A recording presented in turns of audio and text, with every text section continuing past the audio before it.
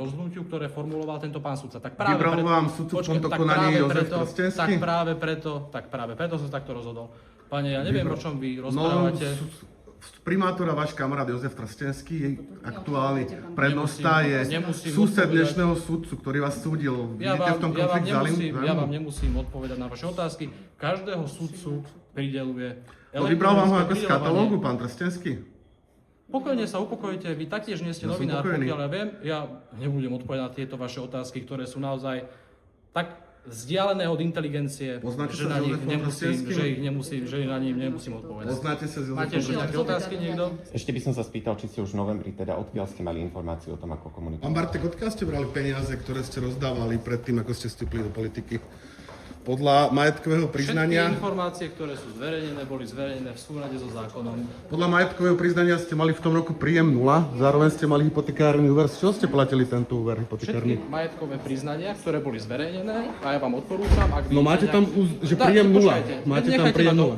Môžete sa obrátiť na príslušný výbor Národnej rady a keď ich príslušný výbor Národnej rady odsúhlasí, že sú v poriadku, tak o tom rozhodujú. Ale z čoho ste platili hypotekárny úver, teda spotrebný úver, keď ste mali príjem 0? Z čoho ste ho platili? A zároveň ste rozdávali, po celom našom regióne ste rozdávali obálky. Chodíte po veľmi tenkom ľade, pán kolega, pretože tvrdíte, že som mal príjem 0, to nie je pravda.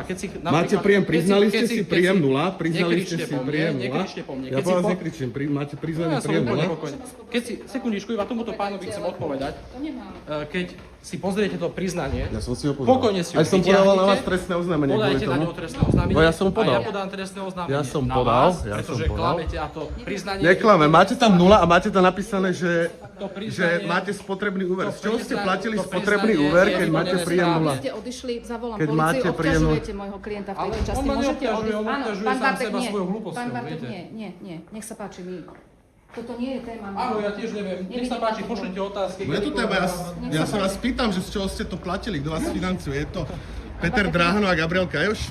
Pán kolega, ja neviem, o čom vy rozprávate. No kto vás financoval počas kampane? Dobre.